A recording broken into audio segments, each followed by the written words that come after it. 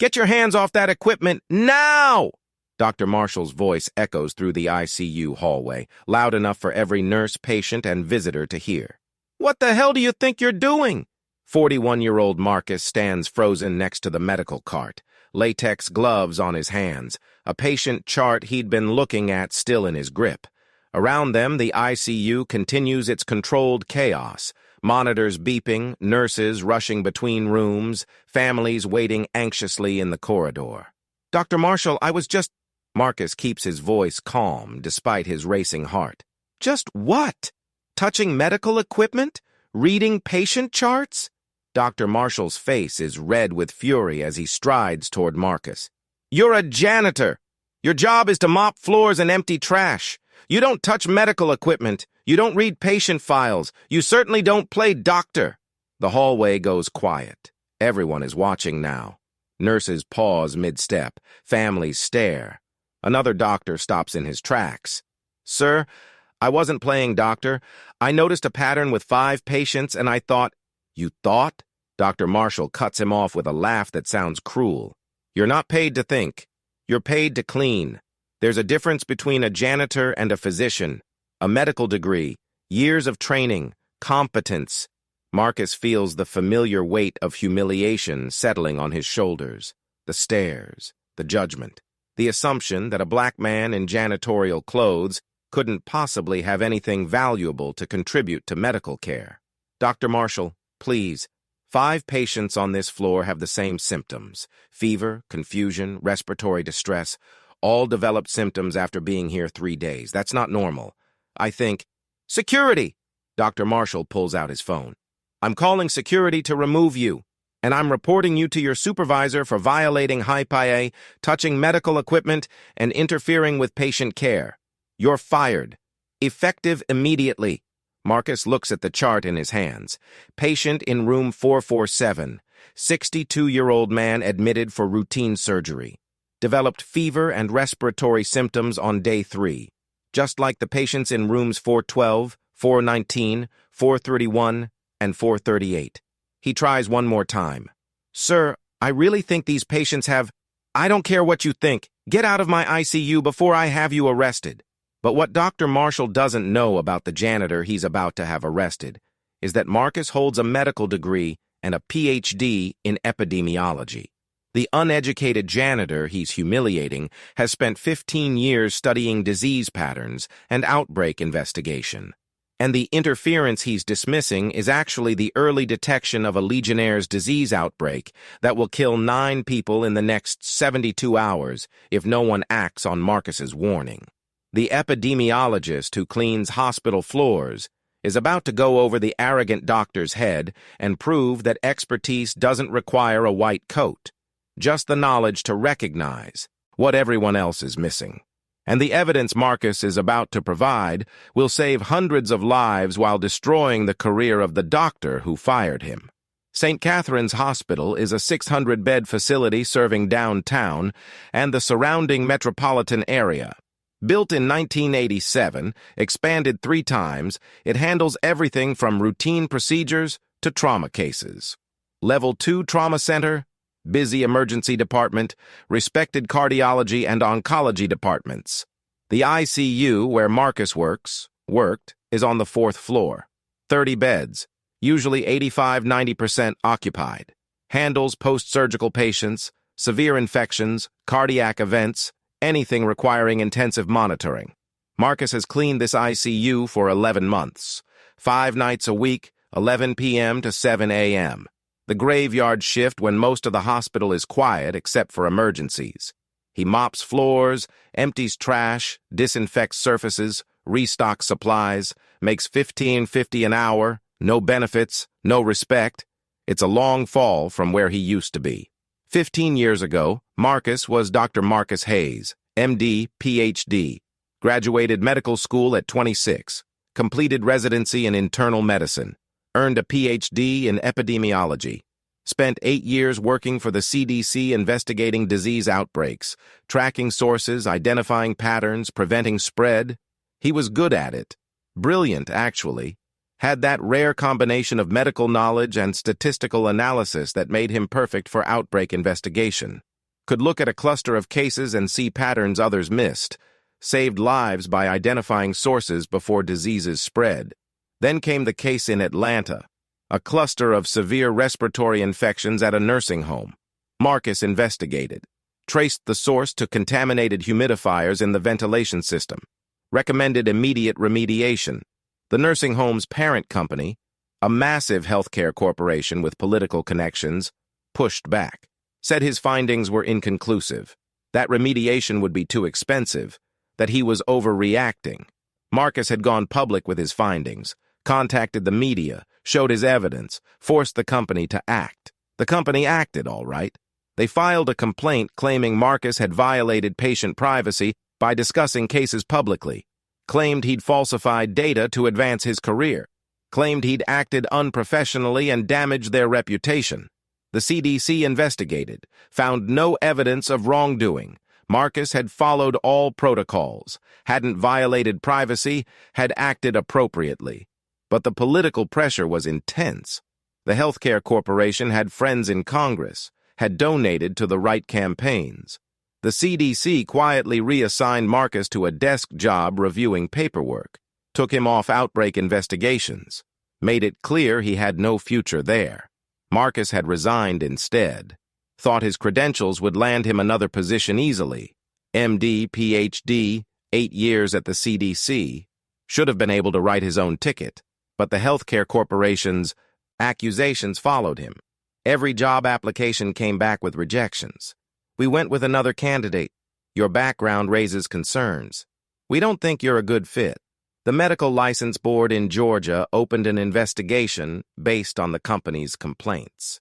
The investigation dragged on for 2 years. They found no wrongdoing, but the uncertainty made him unemployable. No one wanted to hire a doctor under investigation.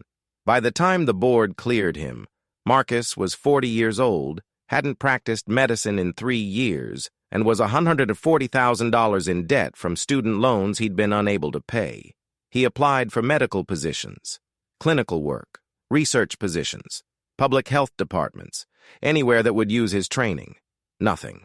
The gap in his resume was too long, the controversy too fresh, the whispers too loud.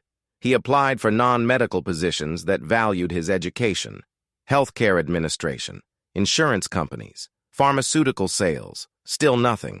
Overqualified, too expensive, bad references from the CDC who'd quietly blacklisted him. After 18 months of rejections and watching his savings evaporate, Marcus took the only job he could get, janitor at St. Catherine's Hospital. The job application didn't ask about medical degrees or PhDs, just asked if he could pass a background check and lift 50 pounds.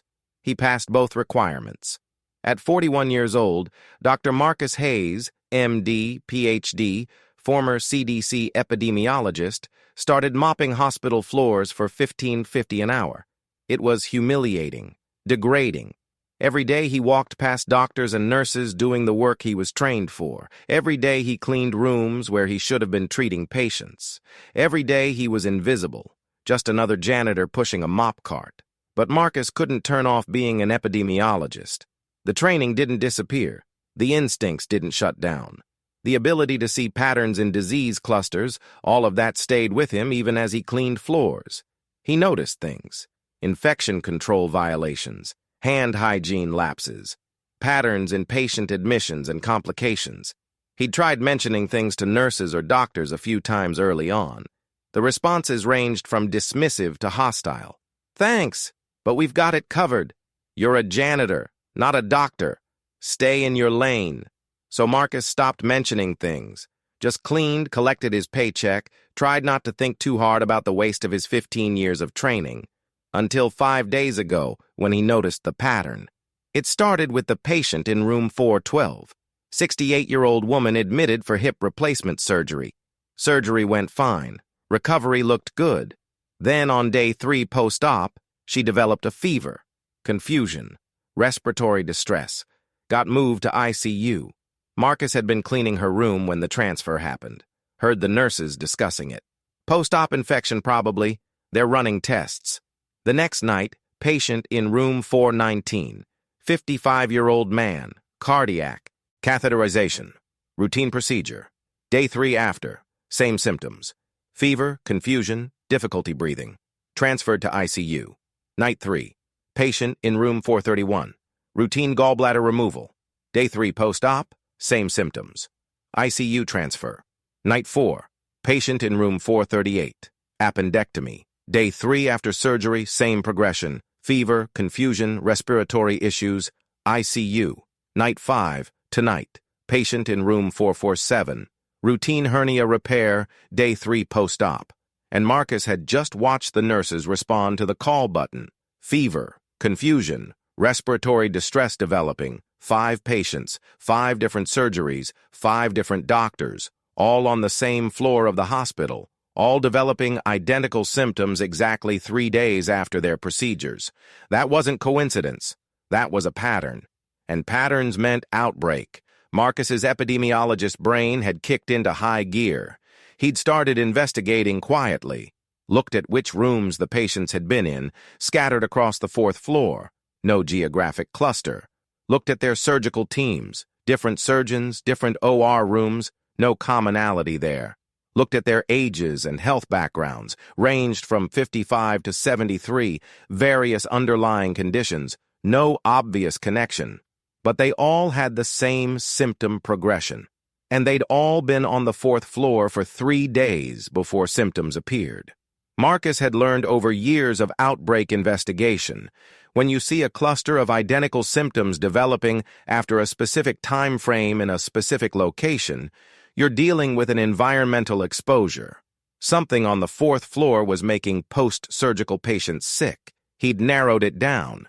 The 4th floor had been renovated 6 months ago. New flooring, new paint, upgraded bathrooms. The work had included updating the water system. New pipes, new fixtures, new water heaters. Marcus's epidemiologist instincts screamed the answer: Legionnaire's disease. Legionella bacteria grows in water systems, especially in hospitals with complex plumbing, thrives in warm water between 77 and 108 degrees, spreads through aerosolized water droplets, showers, faucets, cooling towers, causes severe pneumonia, especially in people with weakened immune systems like post-surgical patients.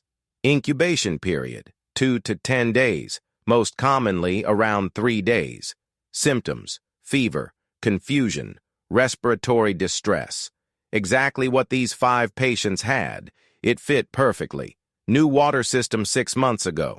Cluster of cases starting recently, probably because Legionella colonies had grown to infectious levels after months of warm temperatures. Post-surgical patients particularly vulnerable because their immune systems were suppressed. Marcus had tried to report it through proper channels. Mentioned it to his supervisor 3 days ago.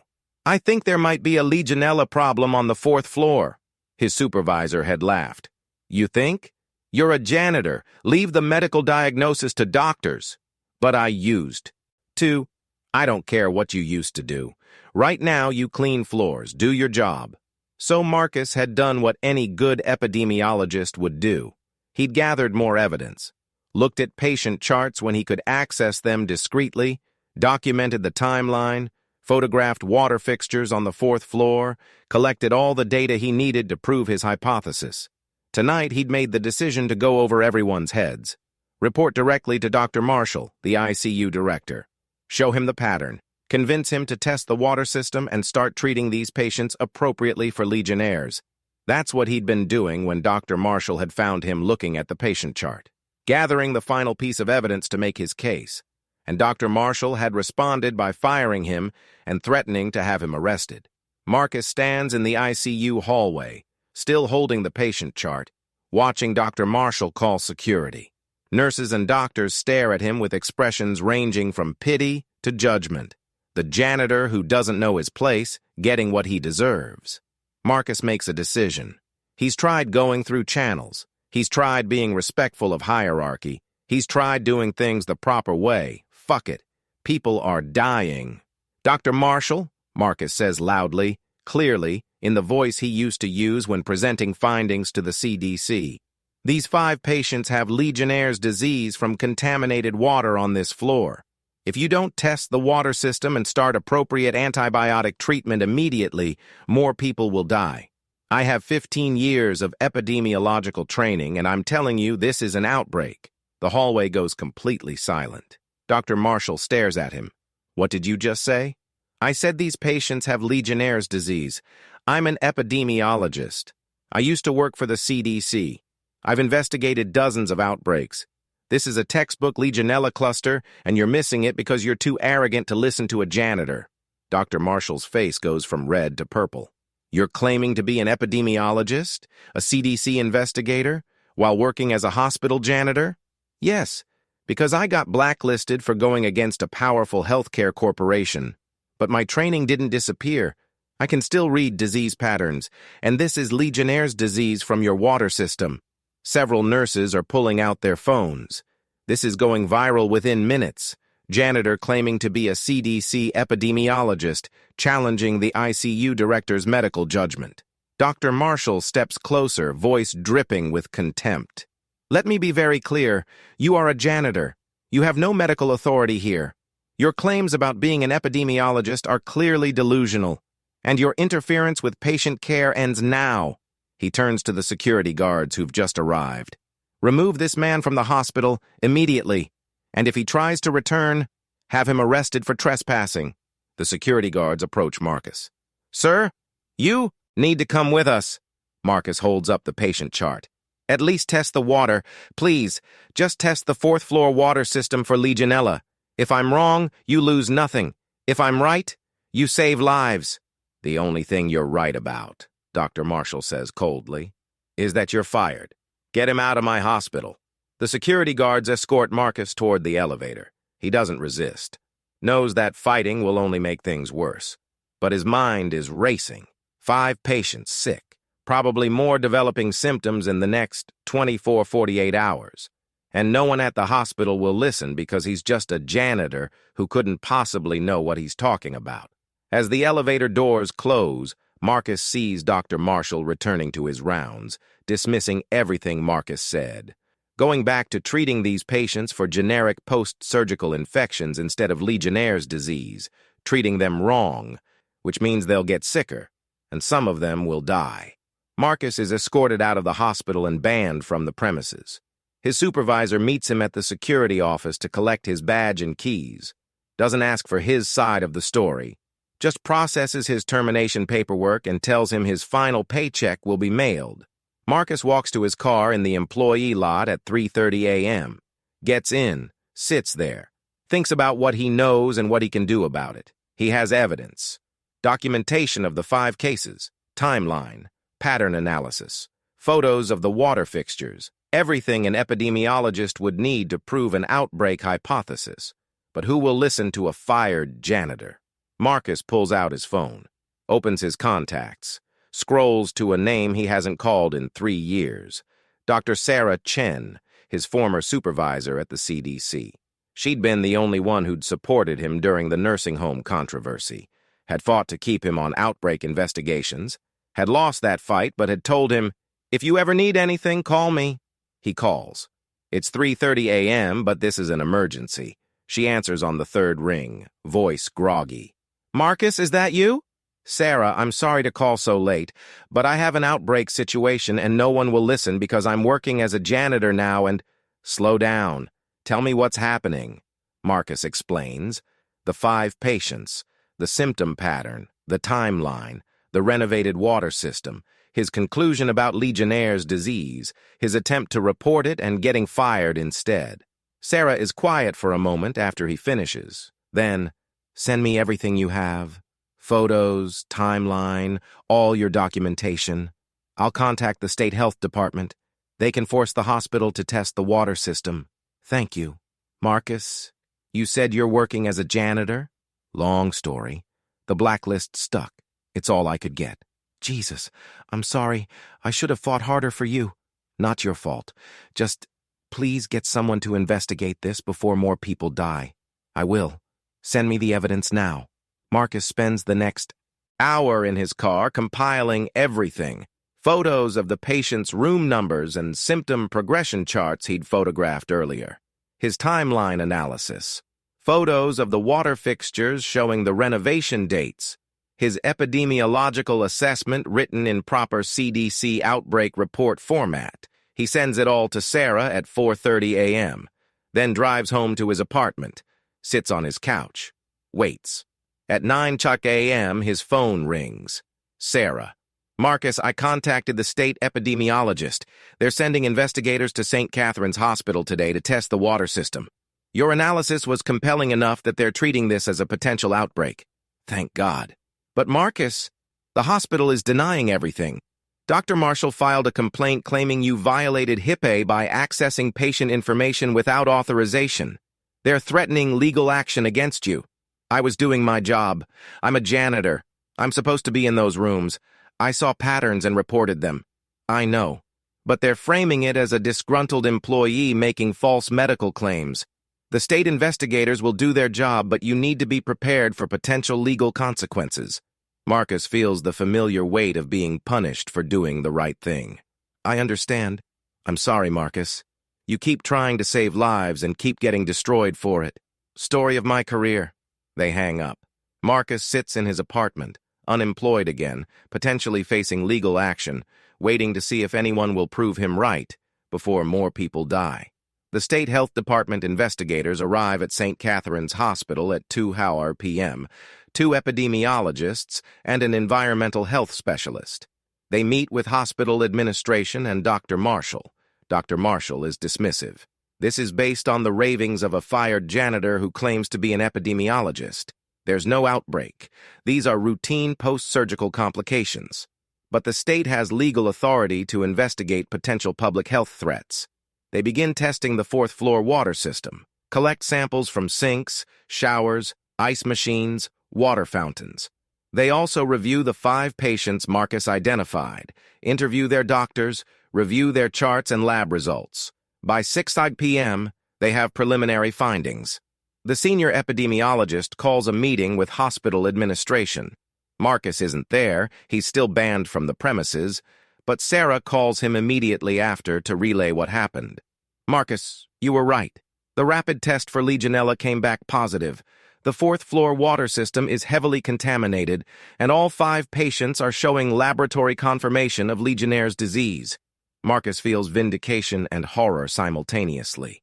Right about the outbreak, which means people are going to die. How many patients total?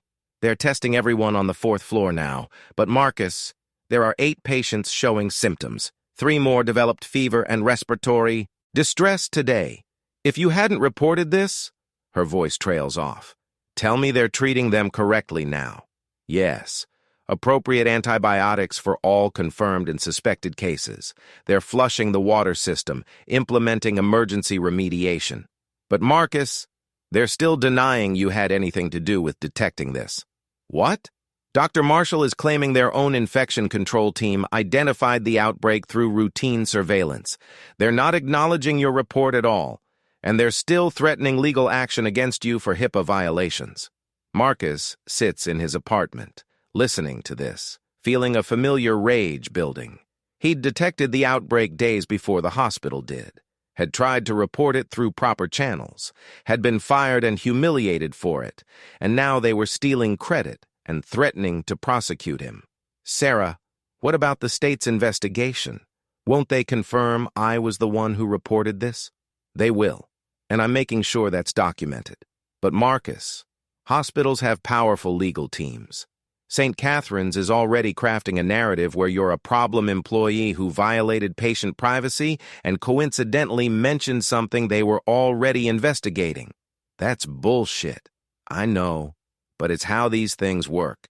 You know that better than anyone. Marcus does know. He'd lived it before with the nursing home outbreak. Try to save lives, get destroyed by the institution you threatened. What do? Document everything. Keep your evidence. Don't talk to the hospital's lawyers without your own attorney. And Marcus, find a way to get your story out there before they bury you again. After they hang up, Marcus sits thinking. He has evidence. He has documentation of his report and timeline. He has Sarah at the CDC confirming his analysis was correct. But he's learned the hard way that evidence doesn't matter when you're fighting powerful institutions. He needs public attention. Needs the story out there before the hospital can control the narrative. Marcus opens his laptop, starts writing an account of everything that happened. The 5 patients, his analysis, his attempts to report, being fired, the state investigation confirming he was right. He writes for 3 hours, creates a clear, compelling narrative with all his evidence attached. Timeline, photos, documentation. Then he sends it to every local news outlet he can find. TV stations, newspapers, radio stations, online news sites. Subject line, hospital fired janitor epidemiologist who detected Legionnaire's outbreak, now 8 patients infected. He hits send on 15 emails, then waits. 2 hours later, a reporter from Channel 7 News calls. Mr. Hayes, I received your email about the Legionnaire's outbreak. I'd like to interview you. Can we meet tomorrow? Yes, absolutely. Over the next 24 hours, 4 more reporters contact him. The story is getting attention. Fired janitor, who's actually an epidemiologist, detects hospital outbreak and gets punished instead of praised. The interviews air over the next 3 days. Marcus tells his story calmly, presenting his evidence, explaining his analysis in terms the public can understand. I saw 5 patients with identical symptoms developing exactly 3 days after being on the 4th floor. That's a pattern. Patterns indicate environmental exposure. The 4th floor had recently renovated its water system. Everything pointed to Legionnaire's disease. I reported it and was fired for not staying in my lane. The reporters interview Sarah at the CDC. She confirms, Mr. Hayes's analysis was textbook epidemiology. His report to me is what triggered the state investigation. Without his detection of this pattern, we would have had many more cases and likely multiple fatalities. The reporters try to interview Dr. Marshall and hospital administration. They decline comment or issue corporate statements. St. Catherine's Hospital takes patient safety seriously. Our infection control protocols detected the issue, and we responded appropriately. But the evidence contradicts them. Marcus's report to Sarah is time-stamped 2 days before the hospital claims they detected anything. The state investigators confirm Marcus's report triggered their investigation. The story goes viral. Hospital fires janitor epidemiologist who saved lives by detecting outbreak. Public outrage builds. Social media explodes. How could a hospital fire someone for detecting a disease outbreak? Why was a CDC-trained epidemiologist working as a janitor? What kind of system punishes people for saving lives? St. Catherine's Hospital gets review bombed. 1-star ratings flood their pages. Patients start transferring to other facilities. Staff members leak stories to media about poor safety culture and administrators ignoring warnings. The hospital's board of directors calls an emergency meeting. Public relations nightmare. Patient safety concerns, potential lawsuits from infected patients, federal investigation by CDC, state health department citations. They need a scapegoat. Dr. Marshall is terminated for failure to respond appropriately to reported safety concerns. The official statement mentions nothing about firing Marcus or dismissing his warnings, just says Marshall did not meet our standards for patient safety leadership. The hospital's CEO issues a public apology. We failed Mr. Hayes and we failed our patients. We should have listened when he reported his concerns. We are implementing immediate changes to ensure all safety reports are taken seriously, regardless of who makes them.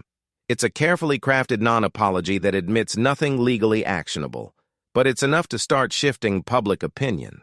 Then comes the call Marcus has been waiting for, the hospital's board chair. Mr. Hayes, I'd like to meet with you to discuss how we can make this right. They meet at a neutral location, a conference room at a downtown law office. The board chair is there with the hospital's attorney. Marcus brings his own lawyer, paid for by a legal aid organization that took his case pro bono after the story went viral. Mr. Hayes, the board deeply regrets how you were treated. We want to offer you a formal apology and financial compensation for wrongful termination. Marcus's lawyer responds, What kind of compensation? We're prepared to offer a $150,000 settlement, a positive employment reference, and a public acknowledgement that Mr. Hayes detected the Legionnaire's outbreak and his report likely saved lives. Marcus's lawyer looks at him. They'd discuss this. Marcus nods.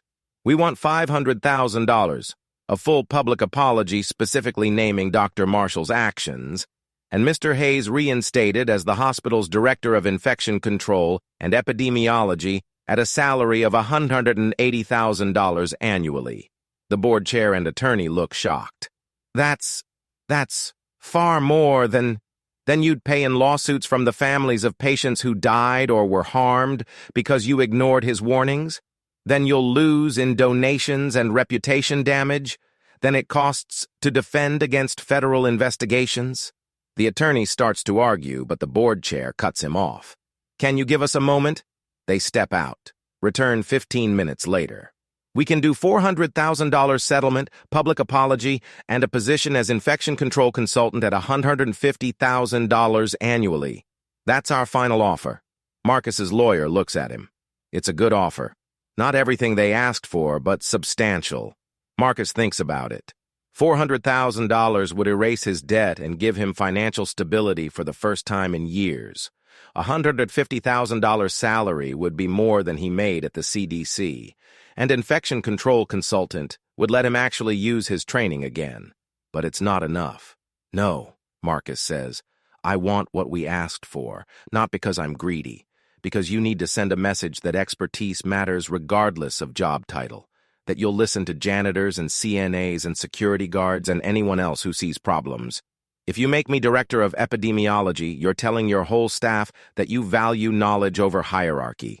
The board chair is quiet. Then, give us 24 hours. The next day, they call back. We accept your terms. $500,000 settlement, full public apology naming Dr. Marshall's failures, and you'll be our new Director of Hospital Epidemiology at $180,000 annually, reporting directly to the Chief Medical Officer. Marcus feels something he hasn't felt in years.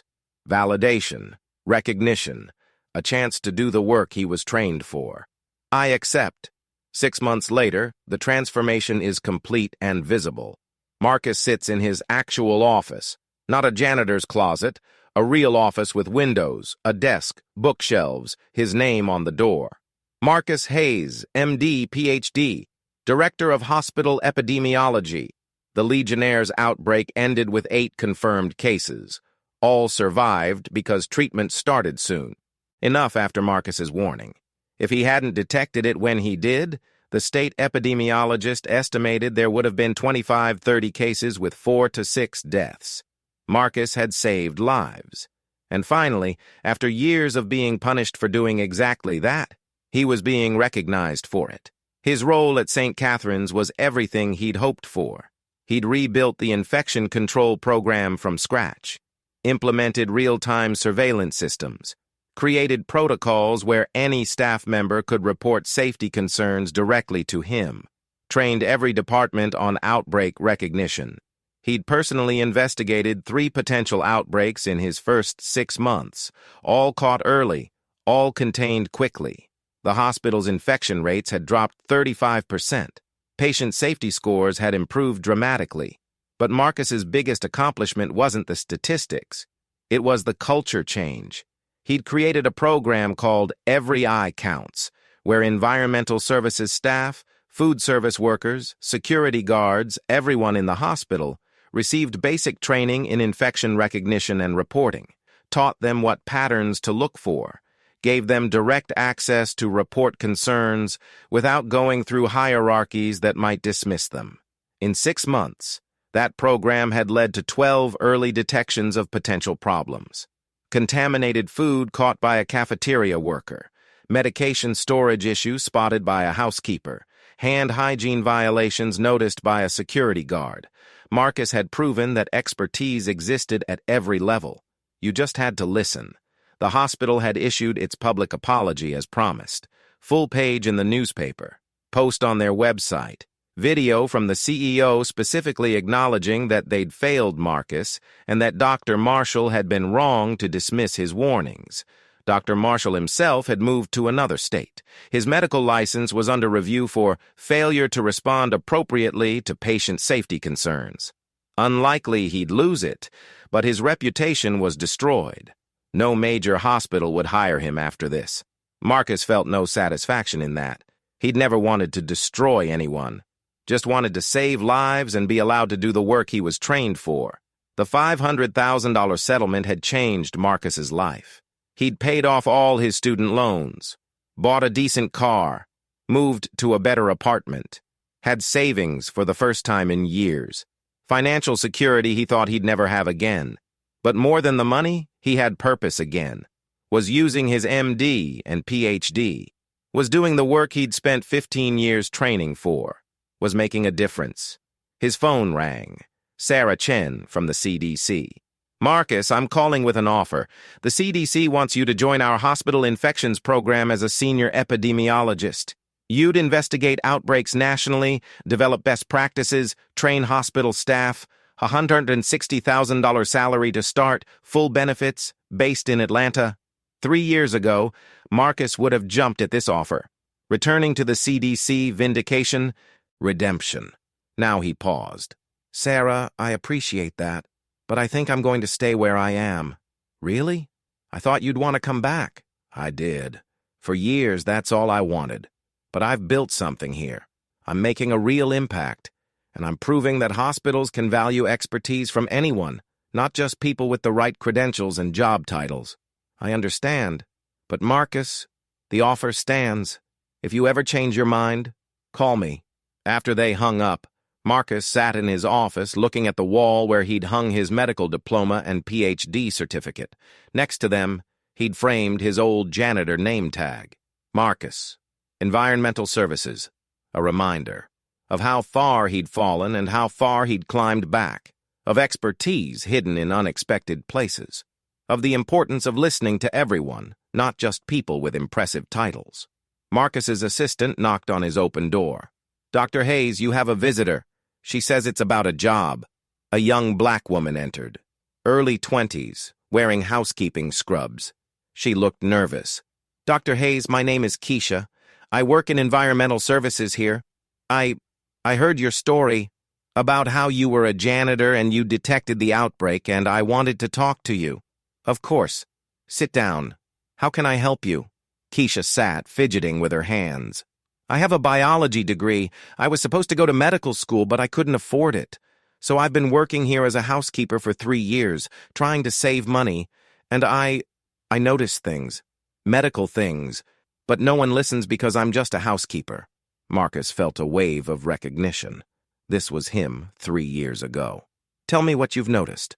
There's a pattern with surgical site infections. Specific operating rooms have higher rates. I think it's related to the ventilation systems. I've noticed temperature fluctuations that might indicate airflow issues, but when I mentioned it to the surgical director, he told me to stick to mopping floors. Marcus pulled out a notepad. Tell me everything. Room numbers, timeline, when you first noticed it, all the details. Keisha's eyes widened. You're actually listening? Absolutely. You notice things every day that doctors never see. That makes your observations valuable. Now talk me through what you've found. They spent an hour reviewing her observations. Keisha had been tracking data in a notebook for 6 months. Specific OR rooms, specific procedures, infection rates. She was right. There was a pattern, and her hypothesis about ventilation made sense. Keisha, this is excellent work. Real epidemiological analysis. I'm going to investigate this officially. I'll need you to provide your documentation, and I want to credit you as the source of this investigation. With your permission. You'd credit me? A housekeeper? You're not just a housekeeper.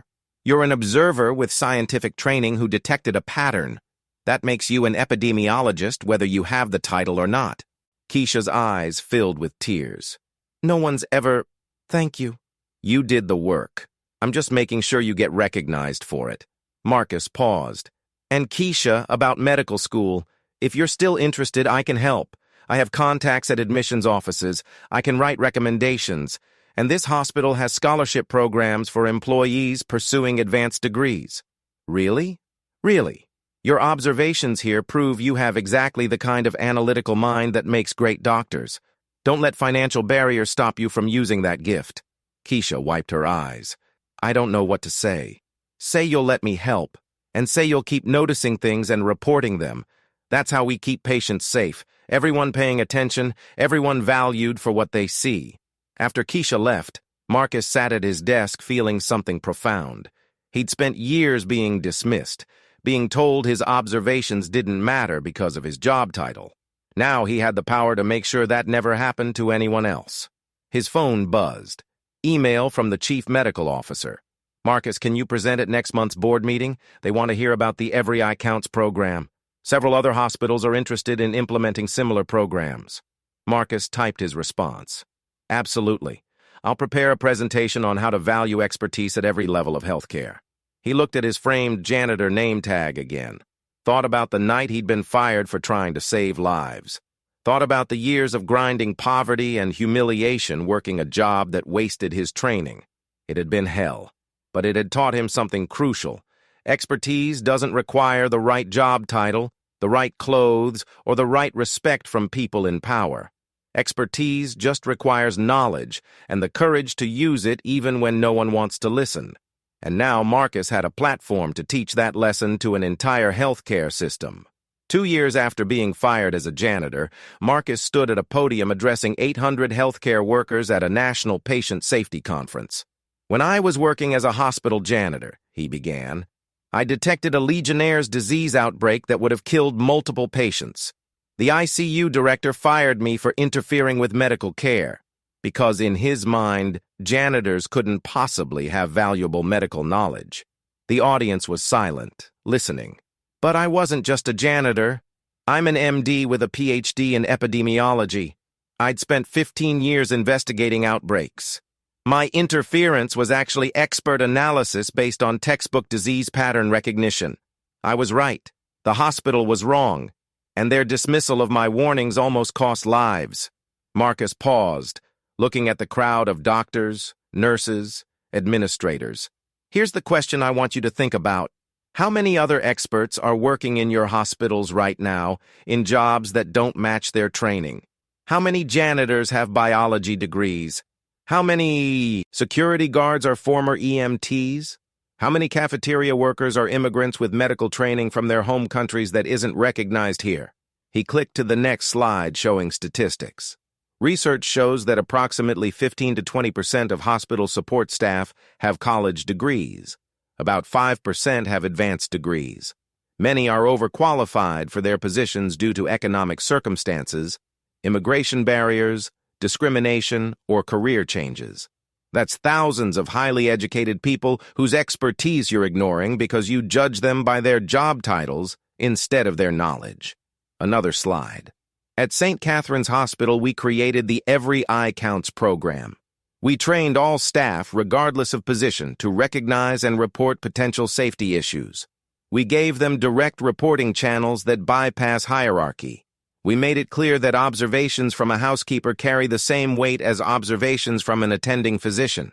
In 2 years, this program has led to 43 early detections of potential problems, infections caught early, equipment malfunctions spotted before they caused harm, protocol violations identified and corrected.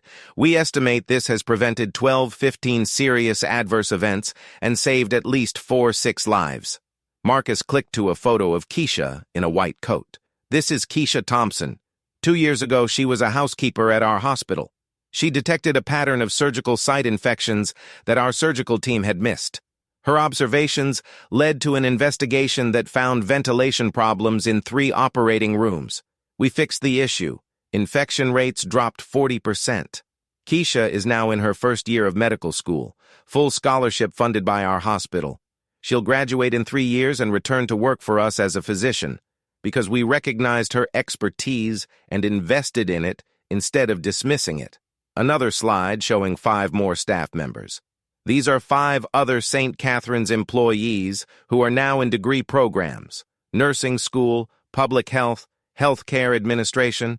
Funded by scholarships we created specifically for support staff who show analytical and observational skills.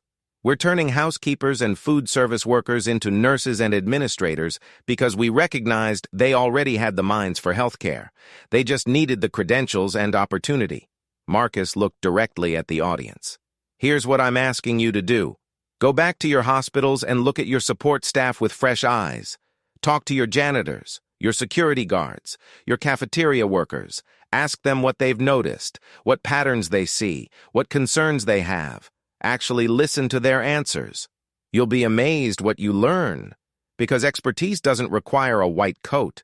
It doesn't require an MD after your name. It requires knowledge, observation skills, and the willingness to speak up. And those qualities exist at every level of your organization. The janitor who's cleaning a patient's room sees that patient more often than the attending physician does. The security guard watching your parking lot sees who's coming and going. The cafeteria worker preparing meals notices when patients can't eat. They have information you don't have.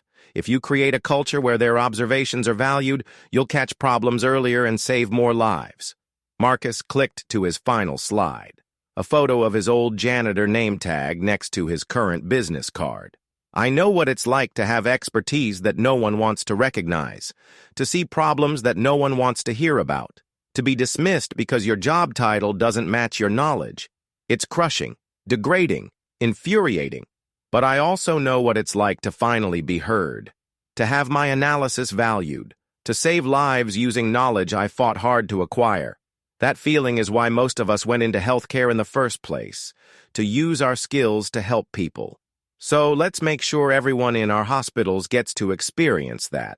Let's create systems where a janitor can report an outbreak, where a housekeeper can identify infection patterns, where a security guard can raise safety concerns, and where all those observations are taken seriously regardless of who's making them. Because expertise doesn't disappear when the economy forces someone to take a job below their qualifications. The MD driving for Uber is still an MD. The PhD working retail is still a PhD. The epidemiologist mopping hospital floors is still an epidemiologist. We just have to be smart enough to recognize it, and humble enough to listen. The standing ovation lasted 4 minutes. After his speech, dozens of hospital administrators approached Marcus, asking for consultation on implementing similar programs. He spent the rest of the conference in back-to-back meetings with healthcare leaders who wanted to replicate St. Catherine's success. By the end of the conference, Marcus had consulting contracts with 18 hospitals across 6 states. They were paying him $300 an hour to help them create programs that valued expertise at every level of their organizations. His work was spreading. The model was catching on.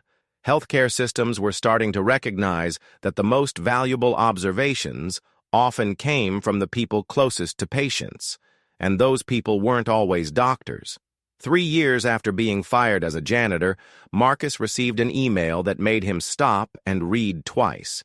It was from Dr. Marshall, the ICU director who'd fired him. Dr. Hayes, I know I have no right to contact you, but I wanted you to know that I've spent the past 3 years reflecting on what happened. I was arrogant, dismissive, and wrong.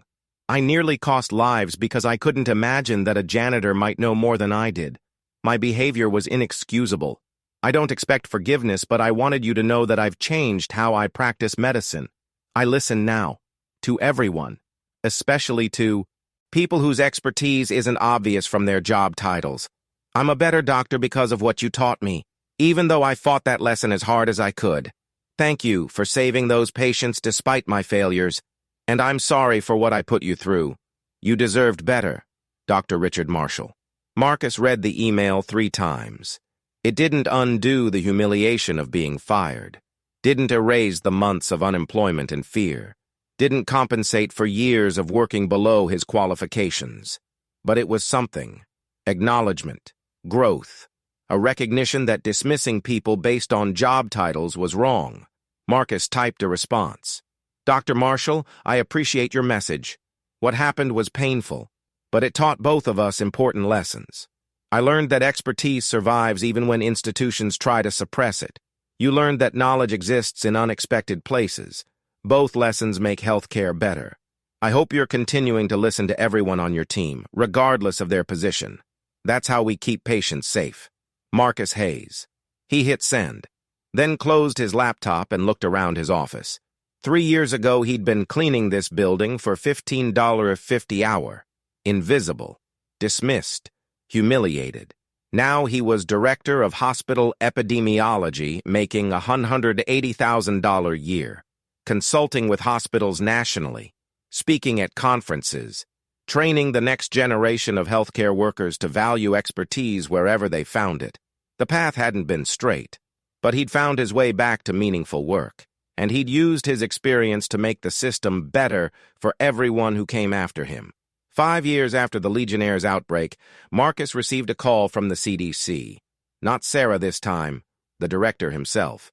"Dr. Hayes, I'm calling to offer you a position. We want to create a new division, Healthcare Systems Epidemiology. The mission would be investigating how institutional hierarchies affect outbreak detection and patient safety. You'd lead the division, develop national guidelines, train healthcare workers on recognizing expertise at all levels, $220,000 salary, full benefits, national impact." Marcus thought about it. This was the career he dreamed of 15 years ago, leading a CDC division, shaping national policy, maximum impact. But he thought about Keisha, now in her 3rd year of medical school, about the 5 other former support staff now in degree programs, about the 43 safety issues caught by the Every Eye Counts program, about the culture change happening at St. Catherine's and spreading to other hospitals. "Sir, I'm honored by the offer, but I'm going to stay where I am.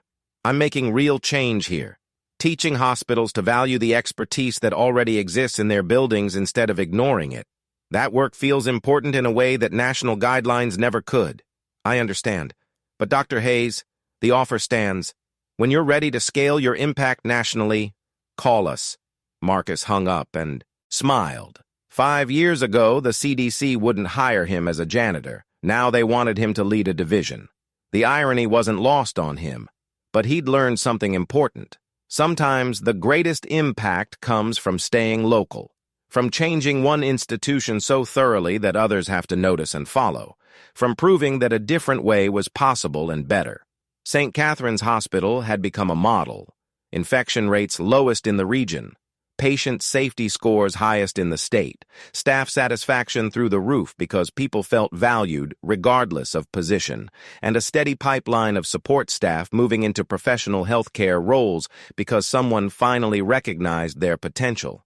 That was Marcus's legacy, not CDC reports or national guidelines, but a hospital where janitors could become directors, where housekeepers could become doctors, where expertise was recognized regardless of where it originated.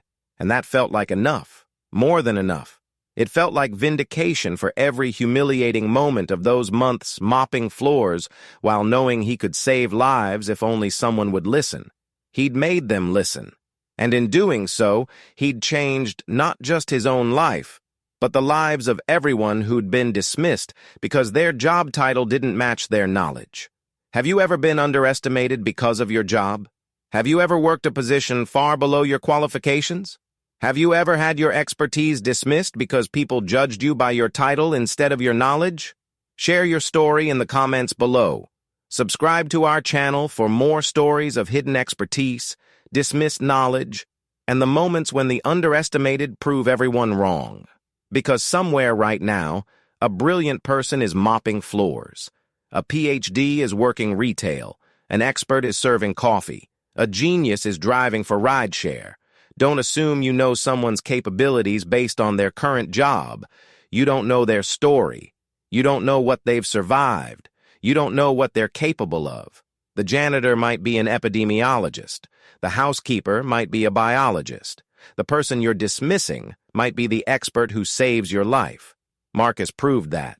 And his story reminds us that expertise doesn't disappear just because the system failed someone. It just waits for someone smart enough to recognize it and humble enough to listen.